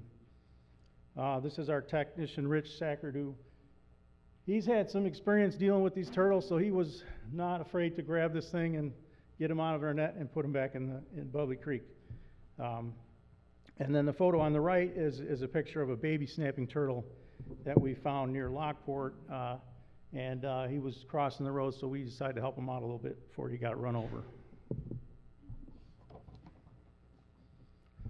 This biological survey was mentioned in the previous talk, but in addition to looking at, basically looked at wildlife and birds and other plant life, there was 911 total species of plants and wildlife that were documented over 25 different district properties. But they did find 5 turtle species, including a snapping turtle, and that was about 40 pounds and found in the North Shore Channel. This was in 2012. The other turtles that were found were the common map turtle, the spiny softshell turtle, the red-eared slider turtle, and the Midland painted turtle. So now I'm going to talk to you a little bit about the MWRD's efforts towards water quality monitoring and some of the water quality improvements we have seen. So the MWRD has an ambient water quality monitoring program that we started in the 1970s. This map you see on the right here shows where our 30 active monitoring locations are. There's dark triangles representing those. We monitor 3 river systems over 15 different waterways. And our pollution control technicians are the ones that collect the water samples. We do this year-round. And there's over 49 parameters that we measure at each of our sampling locations. And we analyze the samples at our own analytical laboratories. The monitoring of this data is required by our NPDES permits for our MWRD water reclamation plants. And we provide the data to the Illinois EPA annually. The district also has a continuous dissolved oxygen monitoring program that started in the late 1990s. This is also required by the MPDES permits for our Calumet and O'Brien water reclamation plants. We have to send quarterly reports to the Illinois EPA, and additionally, we're measuring dissolved oxygen, temperature, and conductivity, and the conductivity data is required to be reported for the chlorides time-limited water quality standard. And the MWRD currently has 19 of these stations that are set up with telemetry systems. You can see in the middle pictures here with the solar panels, and there's a control box there. So we're collecting data hourly and sending that into the, with the cellular signal into the cloud and reporting that. So over the years, the district and others have analyzed this data from our ambient and CDOM programs and reported on changes in the water quality. And I wanted to highlight a recent publication that was put out by some of our district staff, and it looked at long-term trends in the ambient water quality monitoring data from 1975 to 2018. And they found decreasing trends in nutrients, suspended solids, and fecal coliform, as well as increasing trends in dissolved oxygen, chlorides, and temperature. But these improvements in water quality demonstrate the benefits of the investments in our wastewater infrastructure and the implementation of the tunnel and reservoir plant.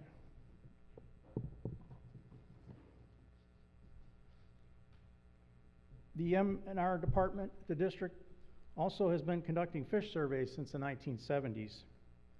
We use an electrofishing method primarily to collect fish at approximately 17 locations, and we get out there annually at each of these sites. Fish are identified, weighed, measured, and inspected before the majority of them are released back into the waterways.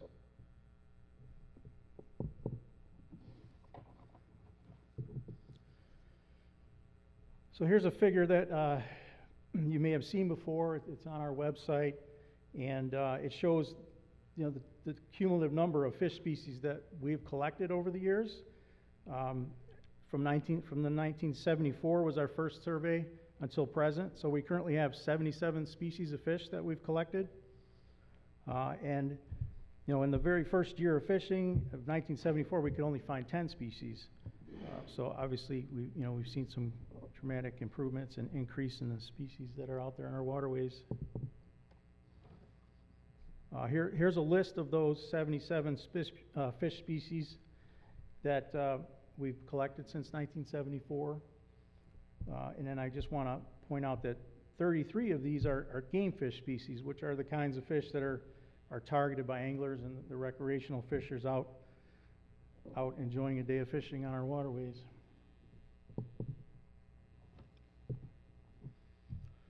So I want to look a little bit, show you a little bit of the data that we've collected over the years. And this chart is showing you the mean number of fish caught per hour of fishing, which is a metric we call, it's catch per unit effort. And this is 6 of the monitoring locations that we've consistently monitored over the almost 5 decades, I guess, close to it. And each bar you see here represents a decade. But what's very striking and noticeable are the increases from one decade to the next. And some of the largest increases have occurred in the 2000s and 2010s.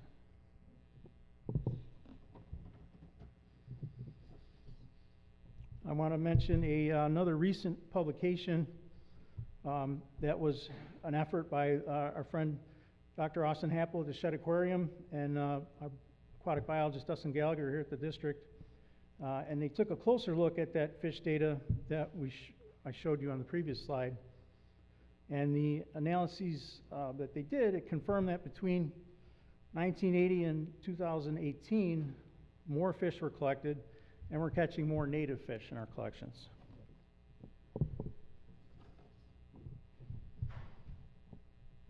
So in addition to collecting more fish and seeing more native fish, we're also starting to collect larger game fish. These are some pictures that were recently, some pictures of some fish that were recently collected, including a nice jumbo perch and some big bass. In fact, this was in the year 2022, and it was the first time that we had collected a largemouth bass over 4 pounds out of the Chicago area waterways. And that photo on the very right shows our research technician Mike Ress holding this 4-pound, 4-ounce bass. And he netted that when we were doing an electrofishing survey. But not 2 weeks later, after that historic catch, our senior ERT, Paula Brinkman-Lowe, who's in the center picture here, she netted another bass that was over 4 pounds. So these are fish that would be considered trophy size for the Chicago land area, and the kind of fish that you might brag about to your friends. So I wanted to point out another recent publication, again with our friends from the Shed Aquarium.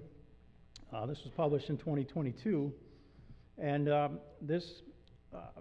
for this paper they did some analysis that looked at 35 years of the MWRD data, including both the water chemistry and our fish data, and they found increases in fish species richness from 1985 to 2020 throughout our Chicago area waterways.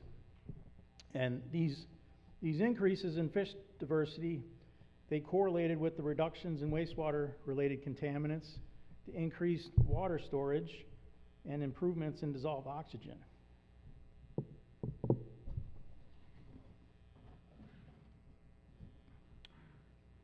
This figure here was created by our friends at the Shed for the publication I just mentioned, I think it's a great graphic. It shows over time, which is along the bottom axis here, from 1985 to 2020, as the wastewater contaminants decreased and wastewater storage increased, which is the arrow on the top of the screen.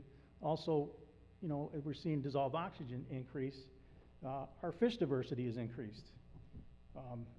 The effort that went into this paper, they used some analysis of these random forest regressions to try to predict the species richness, and some of the most important variables that came out of it were that wastewater storage and the reduction of pollutants. So as we've had advancements in the wastewater treatment process over the years, there's less pollutants in the waterway. We've increased the amount of dissolved oxygen in the waterway by adding aeration stations, improvements at the treatment plants and the effluent, and we've captured more stormwater through the tunnel system, through the TARP reservoirs, through green infrastructure. All those things correlate very well with the increase in our fish diversity.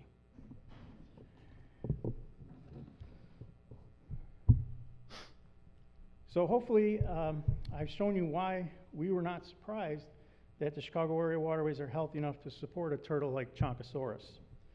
We know the water quality is improved and aquatic wildlife is responding positively. Our water quality monitoring has shown reductions in many pollutants, and our fish survey data shows that we are catching more fish, including more native fish. We're seeing more diversity in our fish collections, and some of our game fish are starting to get larger. The cause has never been healthier. Our long-term water quality monitoring has helped demonstrate that the Clean Water Act and clean water advocacy is working. I think the work and the investments made by the MWRD and other clean water advocates has led to the thriving Chicago area waterways we see today.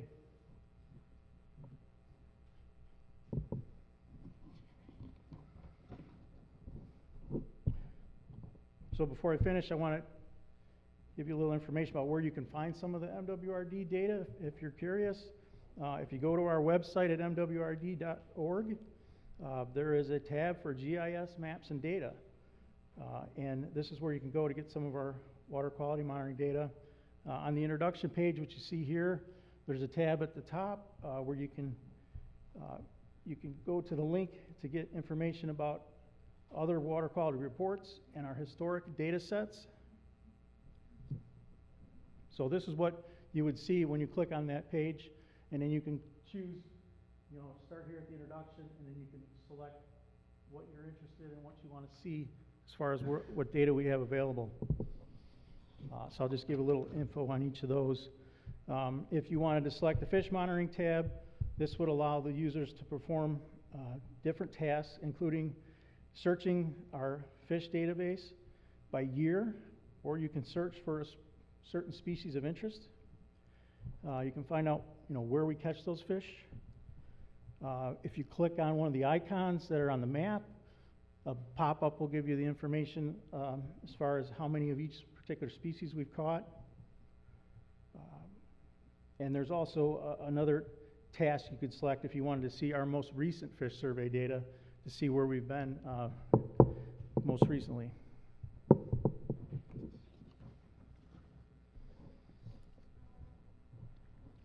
The next tab here is for our continuous dissolved oxygen data.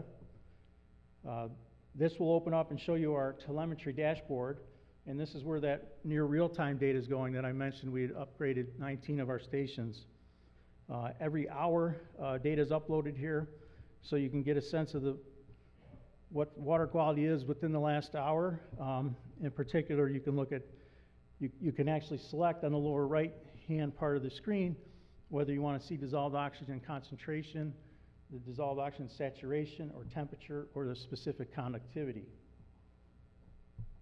There's also another tab at the top of this page for daily DO, and this would allow a user to select a certain time period of interest, see some dissolved oxygen data, and run a query of daily statistics, and you can download that data as well.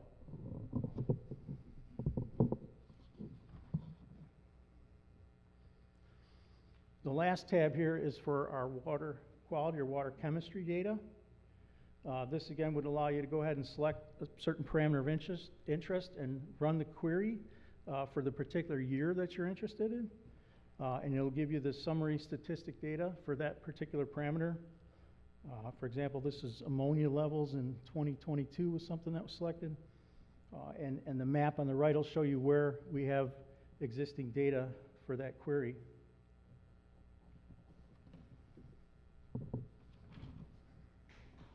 So before I finish, I want to provide just a couple additional photos and just an update on Chonkosaurus sightings. This photo on the left was taken by our boat crew. This was about a month after the story came out and went on YouTube. We're not sure, but it could be Chonkosaurus. It looks like he might be kind of small. It could be a distant relative, but it's definitely the same area where Chonk was sighted. And the photo on the right was shared with us by our friends over at Urban Rivers. Phil Nicodemus sent this to us. And they had found, it looks like 2 snapping turtles just basking in the sun. But this is obviously a pretty popular spot where these snapping turtles like to hang out. Urban Rivers is the group that introduced the floating islands along the North Branch Canal back in 2017, and that grew into that Wild Mile project in 2022. But this effort has obviously greatly improved the habitat within this reach, especially for snapping turtles. And the Urban Rivers group also told us that they've seen chonk since 2018, and they see baby snapping turtles every year.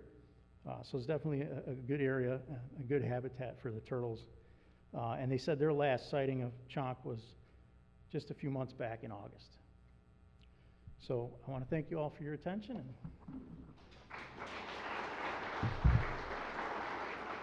So first and foremost, before I even introduce myself, what a testament to the great work that our MWRD folks do day in and day out. Before I do anything else, please, it'll get us a little live. Give a round of applause for all of the incredibly hard work that our folks put into this. So, and of course, Tom, thank you for your hard work. It was a very informative presentation. With that, I'm going to switch gears. Might as well introduce myself. Who's this pudgy Polish guy that looks like a pierogi? I'm one of the commissioners of the Metropolitan. I know, it's lunchtime, right? Folks got hungry there. My name is MWRD Commissioner Dan Pogorzelski. I know alphabet soup Polish last name. Don't worry, I won't spell it out. But let's switch gears and kick off the presentation of our 1, 2, 3, 4 coveted awards. And let me invite all of our MWRD commissioners here. Come on, don't be shy. That's right. Vice President Flynn, Commissioner Sepúlveda, please, thank you. Now, if only we had a drum roll here, right? The first award for stormwater management goes to North Lake Mayor Jeffrey Sherwin. Mayor.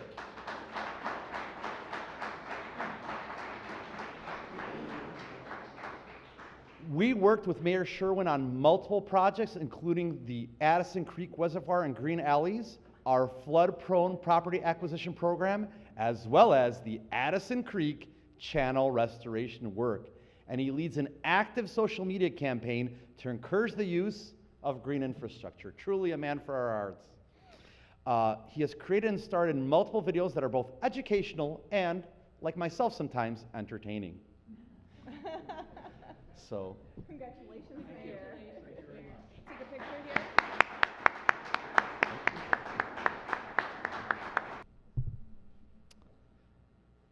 Now for our next award, presented to Hay and Associates. It's Hay like hello, not hay like a horse.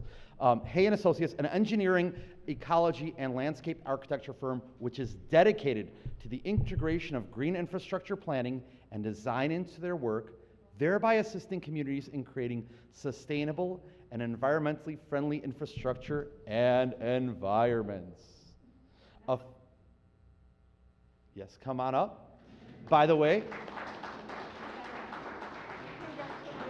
yes, a few things. A few years ago, the MWRD actually entrusted Hay & Associates with a vital task to provide concept, preliminary, and final design for enhancing the flood control capacity of Buffalo Creek Reservoir within the Lake County Forest Preserve's Buffalo Creek Preserve. And their innovative plan harmoniously balanced earthwork on site, maintaining an aesthetically pleasing and ecologically sensitive approach. Now it's our privilege to welcome you, Jeff, President of Hay & Associates, to accept this well-deserved award. Congratulations, Jeff.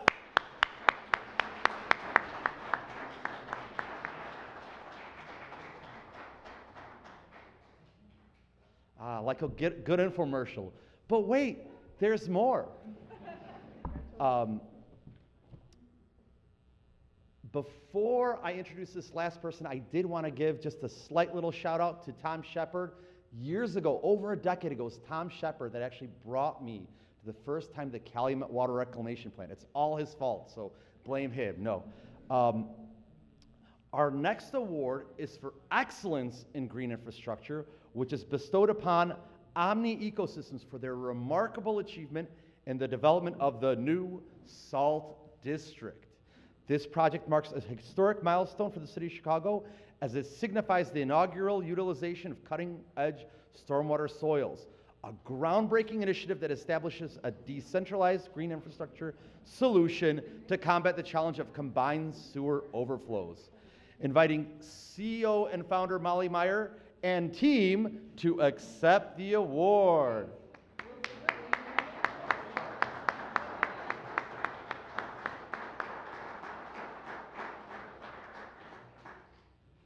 Now, would you like to say a few words? I would love to. Thank you so much. Thank you. As you can tell from my many comments, I do like to say a couple things.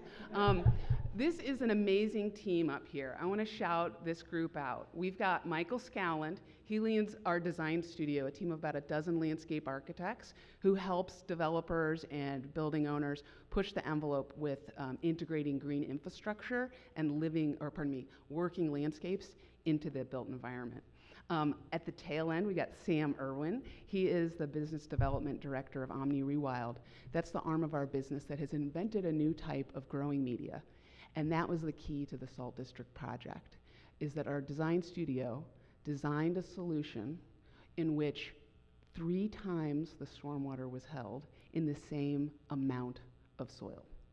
So we were able to work with our excellent civil engineers, V3, to contemplate how we could slope the site to several bioinfiltration areas and manage all of the city's required stormwater with minimal hauling off-site of contaminated soils, all in green infrastructure. So if you go to a concert at the Salt Shed, you are in the most sustainable landscape in Chicago, you guys. Yes. And why is this so important? Because our dear friend who has left, I don't know his name, but he asked other great questions. This saved the developer boatloads of money. So it was green infrastructure, creating lots of co-benefits and cost effective. And that's where I want to shout out Jenny Troutman. She was with R2, the initial developer on the project. We also had another developer come in, Blue Star Properties, and now she's with Prologis. But this was truly a team effort. The Department of Buildings was essential to helping us figure out how can we integrate green infrastructure into the existing tools that the city uses. But this is really just the first of many projects to come in which we implement green infrastructure to decentralize volume control measures around the city. So thank you all so much. Thank you, MWRD. It's truly an honor. Thank you again. I know you guys aren't here for the pastries. You're here because you care. It's evident and invested. Our final green infrastructure award goes to Calumet City. As I mentioned earlier, the city was tested this summer with historic rainfall, not once but twice, with the latest storm in September resulting in a 500-year rain event and a devastating flood. Despite these challenges, Cal City leaders and residents never wavered in their managing of stormwater or efforts to mitigate flooding and serve as a strong and reliable partner. In 2022, we completed 3 green permeable alleys through our Green Infrastructure Partnership Program, representing an investment of more than $580,000, and we're poised to complete 4 more alleys representing another $840,000 investment in green infrastructure. Under this project, we will install permeable pavers in 4 alleys, mitigate flooding, and demonstrate to local residents the benefits of constructing green infrastructure. This project will give us an estimated of actually over 200,000 gallons, more than 200,000 gallons of stormwater storage. So I have some old and new friends here, and I'm going to recognize my old friends, Ken Chastain and Matt Berger is part of this, the Cal City. Accepting the award for Cal City is Ken Chastain from Farnsworth Group and Jules Stanley, Calumet City Operational Supervisor, who will accept the award on behalf of Mayor Jones and the City of Calumet City. And I just want to shout out, the award is over here, but this fellow made his television debut this summer, not for modeling, but because he was the spokesperson for Cal City and recognizing the importance of investing in local stormwater projects. Thank you so much, Ken. Good to see you. And Matt's in the house, too. Yes, so definitely. Matt's in the house. Thank you so much.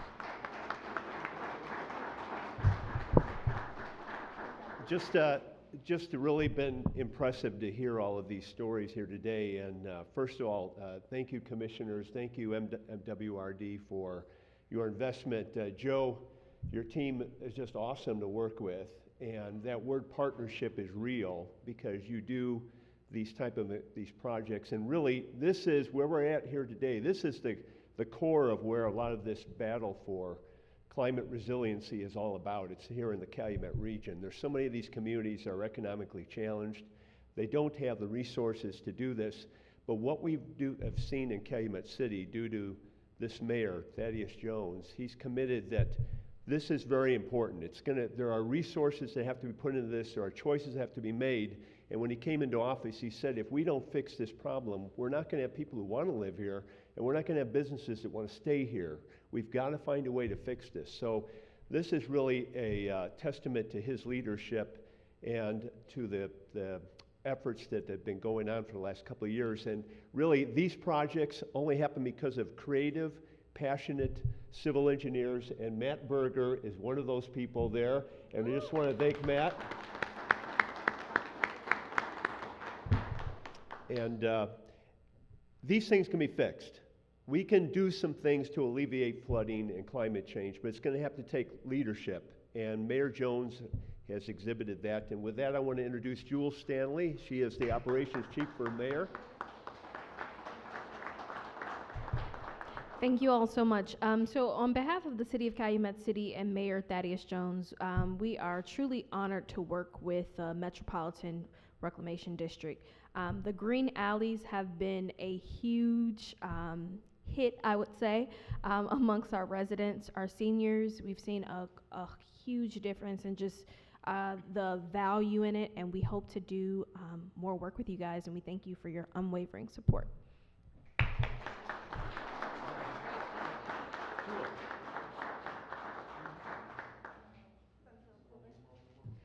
Congratulations, everyone. Thanks for sticking with us. These are outstanding examples of working toward resilience. This Sustainability Summit is not just an event, but a call to action. And with your active participation, we can catalyze the change that our communities need. Thank you again for joining us today. So looking forward to working together to make meaningful difference in the fight against flooding and for a greener, more sustainable world. If you have any ideas for future programming, please contact us. This concludes our program, and thank you again for joining us today. And you're here because you care. It's quite obvious. Thank you.